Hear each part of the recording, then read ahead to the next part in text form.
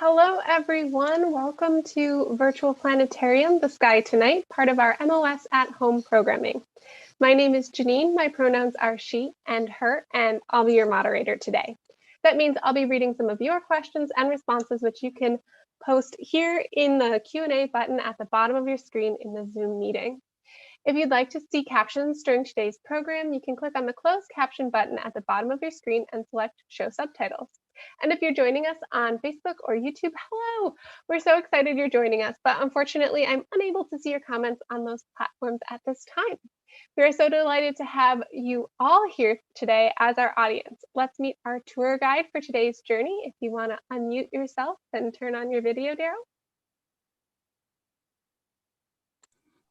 Hello, everyone. My name is Daryl, and my pronouns are he and him, and I'm going to be your tour guide for today. And we're going to take a look at the night sky as it would appear around about 8 p.m. tonight. Now, first of all, I should mention that the winter sky is one of the best skies that you can see throughout the year because you have a lot of the brighter stars that you can see, brighter constellations, and it is pretty incredible. Now, even if you live from the city, you'll be able to see something because that's how bright some of these constellations are. Now, if you're in the city, you'll need to be, say, in a open park area where you have, not a lot of buildings around you, where you can actually have a good view of the sky, or even a rooftop.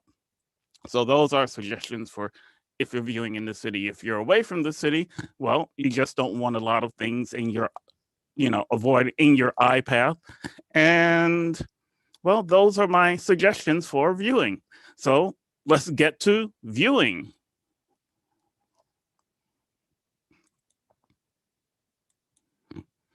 Okay, so here is the night sky looking south as it would appear at around, I'll say 8 p.m.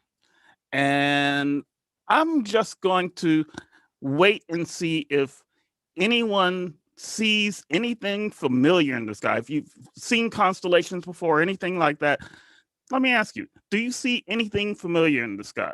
And we'll see what happens. So let's put that in the Q&A. Absolutely. Prisha and Robin both say that they can see the constellation Orion. That's excellent because that is one of the things that really stands out. And you can find Orion by looking for three things in particular. And I'm going to go up to them now. And that's these three guys right here. That marks the belt of Orion. Now, if you look at the rest of Orion, you can see a little bit more of them. You have two stars here making up his shoulders. You have two stars down here making up his legs. You have some stars down here with his sheath for his sword.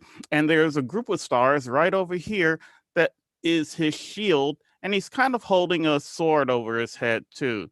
So that's how you can pretty much make out Orion in the sky. And it is the brightest constellation that that's easy to see during the winter sky, and you can even see it from the city. Sorry. Okay, but Orion is surrounded by a whole bunch of other folks, and those other folks are some bright stars, but also something else.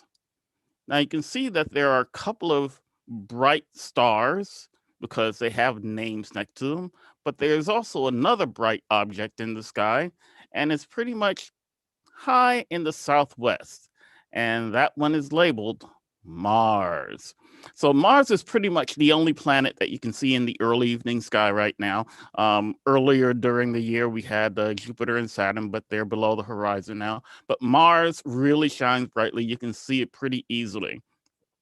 Now, Mars is a very interesting world because, well, it's red, and it looks red because it basically has a surface that is basically rusty. It has a rusty surface. Mars is also the place where we sent the most amount of spacecraft. Right now, there are 3 rovers on the surface of Mars, and you've probably heard of them. You have Spirit, Opportunity, and we also had Sojourner. That was the first one. And And now we're sending another one called Perseverance. And Perseverance will be landing there in February. And it's going to be very cool because it's going to be the most sophisticated rover we sent to Mars. It's going to be looking for ancient life on Mars. It's going to have a drill that can drill down into the surface and actually pull samples out that will be stored for a later mission to have them sent back to Earth, which I think is pretty incredible. It also have this cool helicopter. There's a tissue box sized helicopter that will hopefully go flying around the atmosphere of Mars. And then, now, isn't that cool? We've never done that before. It's called Ingenuity, and it's basically a technology test that will see if we can actually send things flying around the atmosphere of Mars, because the atmosphere of Mars is very thin. It's made out of carbon dioxide, so there's no way to breathe up there. And that's another experiment that they want to try on Mars. They have a device called MOXIE, and what MOXIE is supposed to do on Perseverance, it's supposed to basically see if we can turn the carbon dioxide in the atmosphere of Mars into oxygen. So a lot of important things about this rover coming up. It's going to be landing in February. I think the date is around February 18th, and that should be very exciting. But back to what you can see in the sky. Okay, so we have Mars, we have Orion, and Orion is also a pretty interesting object to look at because, well, if you go to where the sword is, and if we kind of zoom in on that, so let me see if I can zoom in on that for you.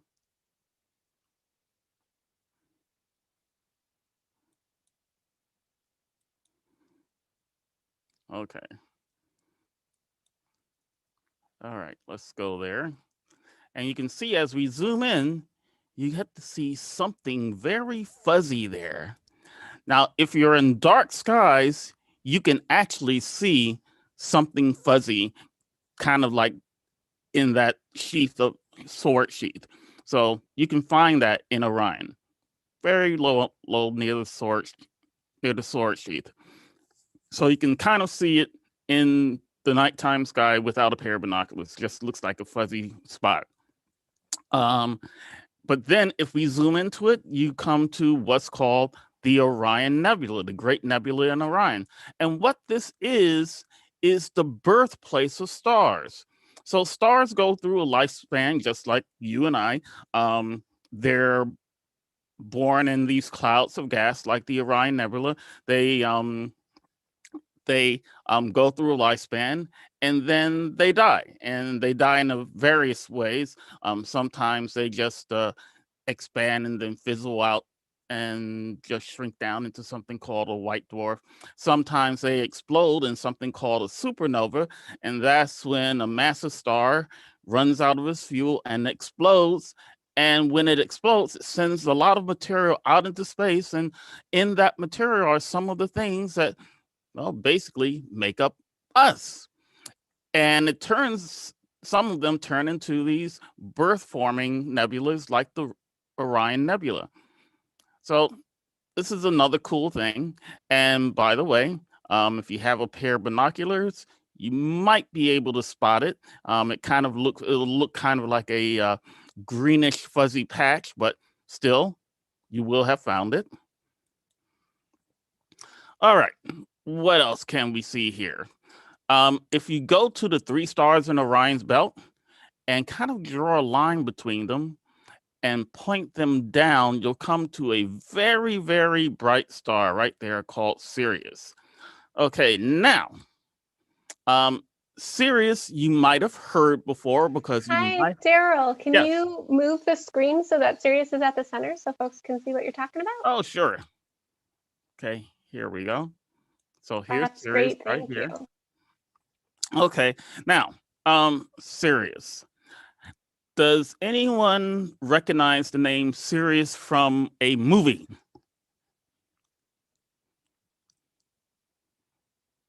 I'll give you a hint. Harry Potter. Anyone in the chat? We've got an answer of no, which is an excellent answer, and an answer of yes, but maybe we should ask for what the Okay. character's full name is. Okay. And we So might get a better one. the character's name is Sirius Black. And let me ask, okay, so now you know the name. Does anyone know what Sirius Black turns into from Harry Potter? There we go. We got a dog. A bunch of people are saying he turns into a dog. Excellent. And guess what? Sirius is part of a constellation called Canis Major, the big dog. And let's see if we can outline Sirius here. So that would be his head, maybe two ears right here. This is the front of him, a long kind of back like that, and maybe some legs back here too. And let's see if we can make him appear.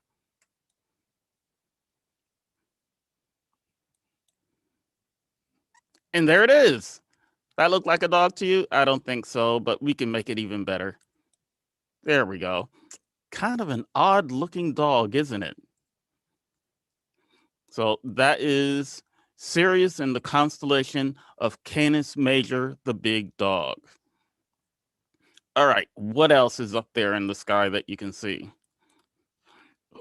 Well, we're going to move the sky a bit more, and someone just showed me this the other day, and basically, if you look at the bright stars that are here, and you have Betelgeuse, you have Sirius, and then you have this other one up here, they form sort of a triangle. And that's how we want to find our next constellation, because this star Procyon is part of our next constellation. Okay, now we have the big dog here. Now, Procyon is part of this constellation, and I'm going to connect the dots for you and see if you can tell me what it is. Okay, that's all. 1, 2, no more. Anyone know what that is? We have answers of Canis Minor and a ram. Actually, the ram is close, because the ram is kind of small like that. It has a few more stars, but that's pretty good. You kind of got the ram. Ram is somewhere else, but this is Canis Minor, the little dog, and only has 2 stars. I think it looks like a hot dog, but we can show you what he looks like too. And how they got a dog out of that, I do not know. Okay, so now what we're going to do is we're going to use Orion again, because those 3 stars are really good pointer stars. They allow you to find a few things in the sky. So let's go back to those pointer stars and move things down a bit. I kind of like that. Now we're going to use those same belt stars, and we're going to aim them up. And if we do so, we come to a red star called Aldebaran. And I'm going to move this down a little bit more. So you have Aldebaran right here. And if you look at the stars around Aldebaran, you can see that some of them make a V shape kind of in the sky. So we talked about how Orion, well, let's show you Orion again. Orion kind of like has a sword, and he has a shield, and he's protecting himself from something. So let's put that up right there. And he's in battle with this thing right here, and it's V-shaped face. And once you found the V-shaped face, you found the face of Taurus the bull. And Taurus is, well, if you stretch one side of the V upward, you come to the tip of one horn. Go back down, stretch out the other side, you come to the tip of another horn. And he kind of winds down like a Y down here. And there's more of them that comes up here. And well, let's connect the stars and see what we get. So there's Aldebaran. And there is Taurus the bull. So once again, easily seen in the nighttime sky. Okay, now there's a group of stars within Taurus that is also very cool to see. Okay, so let me see if I can get those down. So they're right on the back. You might have seen them. They're right on the back of Taurus. And it kind of looks like a mini Little Dipper. So the Little Dipper has 7 stars, and so does the Big Dipper, but those are in the northern part of the sky. But this looks like kind of like a mini dipper, and you can't Hi, see. Daryl. Again, if Yes. you pull that more towards the middle, that's just where your picture is for Oh, folks, so they sure. can't see through you, Okay. unfortunately. So here it is right here. So right next to the V, Taurus the Bull. Okay. So kind of looks like a Little Dipper. Okay. So and as a matter of fact, let's move so that we only have the sky up there. That's better. Okay. So this is something called the Pleiades, or sometimes known as the Seven Sisters, because if you look at it with your naked eye, you're not going to see 7 stars. You might see 6 or so. If you have a pair of binoculars, you'll get to see more. And if you have a telescope, you get to see a lot more. And this is basically a cluster of stars that are very close together. And if you could see them in a picture, you see a lot of nebulosity around them, kind of like I talked about Orion Nebula, where stars were being born. Well, these stars were born out of a similar nebula, and you can today see some of that nebulosity around those stars. So, but you do need a telescope to see them. So there we have Taurus the Bull and Orion. And now what I want to do is move the sky around a bit. And we're going to go to these 2 stars right here called Castor and Pollux. And these are part of the Gemini twins. And you have Castor and Pollux, and you have a row of stars here that makes up a body. This might be an arm there. You have a leg there and a leg there. And go to Castor's side, down his neck. An arm there, maybe. Body there, leg there. And they're twins. And we can show you what they look like.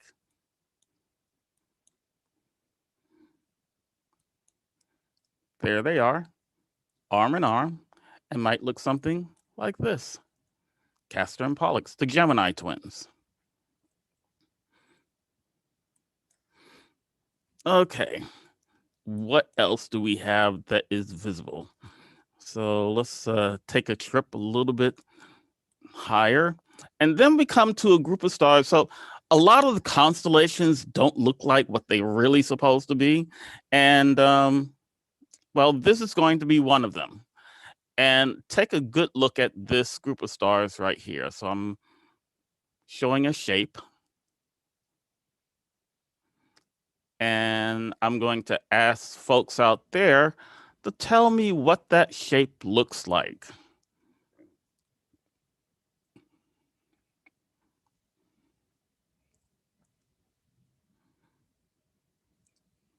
Any answers out there? Yeah, we have some coming in. One person thinks maybe it's a heart, another a triangle, a baby, a lyre, a square, a swan, a house, a pentagon.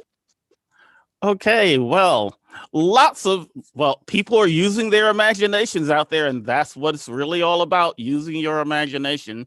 And people long ago saw something else here, but basically what most people see here is kind of like a crude drawing of a house with the side and the bottom and another side and then the fancy triangle roof. So that's what most people see. But to people of long ago, well, they had a different idea of what this was.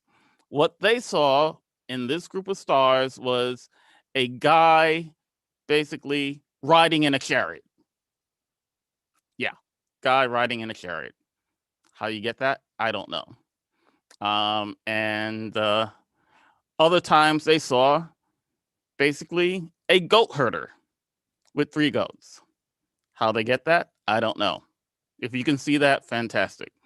But his name is called Auriga, and he's called Auriga the Charioteer, and he might look something like, let me see if I can get him up there. Might look something like this. Oh, wrong one. There we go. Try that again. There he is. So yeah, it's kind of odd crude drawing of a house, and it's called Auriga the Charioteer or Goat Herder, and he might look something like that. And there's the goat.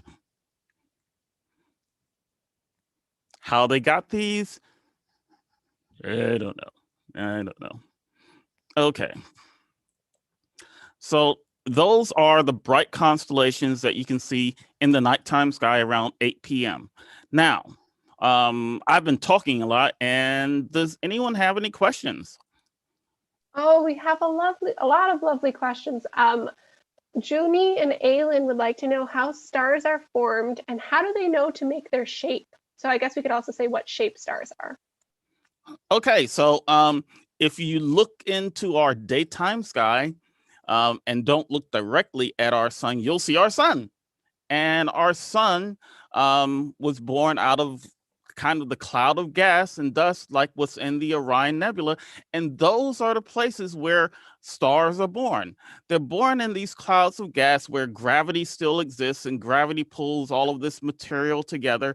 And as that material gets closer and closer and closer together and compresses and compresses and compresses, basically a star ignites in that cloud of gas, and that's the birthplace of a star. And a lot of stars are born that way, and most of them are round like our sun. Most stars are round. All stars are round, as a matter of fact. And we have another question, which is, how do stars get their different colors? Good question. So if you look in the basic sky, you'll see that most stars look white. Now you might see some hint of another color, and the stars that we see in the sky right now, in the one that we're looking at, let's see if I can bring them up again. Especially on Orion. So we have a red star, we have a blue star, we have a blue star, and a white star. So the color tells you the temperature of the star. So if you look at a well, I don't have a lot of time to do this, so I'm just going to move right ahead. So if you see a blue star, you're looking at a very hot star. Blue stars are very hot, kind of like the blue flame in a fire. So very hot stars. Now, if you look at the red part of a flame in a fire, that's the cool star. So it works the same with stars. If you're looking at a red star, that's a very cool star. And basically, the color tells you how hot the star is. Thank you. We have a request for you to zoom in on the Pleiades so we can see how they look different from the Orion Nebula. Okay, so let's see. Pleiades. All right. And I see I'm running out of time. And there's one more thing I wanted to show before I left. Okay. All right. So we'll let you answer this one and then you can do your last bit. Okay. So let's see. All right. Oh yeah, this guy. Okay. Zoom in there. And there is the Pleiades. And like I said, you can still see the nebulosity around it. When I was talking about the Orion Nebula and stars being born out of that nebula, well, these stars are born out of the nebula, but basically, the stars have something called a solar wind and pushes the nebulosity away from it. You can still see that happening here, and this cluster of stars is still together. Now, our sun may have been part of a cluster of stars when it first formed, but those stars have so far drifted away. But yes, a beautiful group of stars. Once again, if you have a pair of binoculars or a telescope, you might get something that looks kind of like that. So it's very cool. Okay, now there's one more thing that I wanted to show you, because this is something that everyone can see in the sky, whether you're in the city or not. So we're going to take a look toward the east, southeast. And if we look over there, there's the moon. So right now it's what we call a waning gibbous moon. It was full yesterday, but it still looks full tonight, even though when you look at it, it might look full, but it's a waning gibbous. And you can take a look at the moon, and especially if you have, let me just this, if you have a pair of these, you can look at the moon and you can see some cool stuff on the moon with a pair of binoculars. And then if you Google a moon map on, say, Google, you can Google a moon map, and these are some of the things that you'll be able to see on the moon. And you might not see them all the time because the moon goes through phases, but these are some of the things that you'll be able to see on the moon. It's pretty cool, really cool. So it's something that you can do both away from the city, in the city. You can do it all year long, because of course the moon is going to be visible at some point. So that's something I want to recommend to everyone to, try to do. Oh, and one other thing, if you have an Android phone, there's also this thing you can get called moon phases. It's not gonna, yeah, it's a little, there we go. Moon phase calendar, and you can find out what the phase is for the moon on the particular day, and also on any other day for that matter.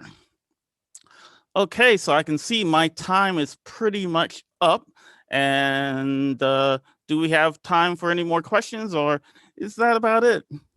I think that's about all the time we have for today. So I'm going to turn on my video and I'll let you stop, wave goodbye and stop sharing your screen. Okay, folks, I'll see you, and thanks again. Thank you all so much for joining us today. We hope you learned something. We hope you had some fun. And thank you, Daryl, for taking us on that journey through the sky and helping us figure out how to find things in the night sky. If you enjoyed this program, please visit mos.org /MOS at home to see what other virtual programming we have coming up.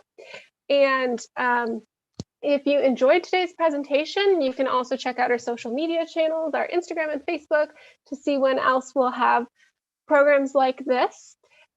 We would also love if you would support more programming like this. You can visit engage.mos.org /welcome to support MOS at home. Thank you to everyone who already has. We really appreciate it. And we love teaching you all of these cool things about space and what you can see. Today's program was produced using the free software, Stellarium, which you can find at stellarium.org. Thanks once again for everybody for joining us. We hope you have a wonderful rest of your day.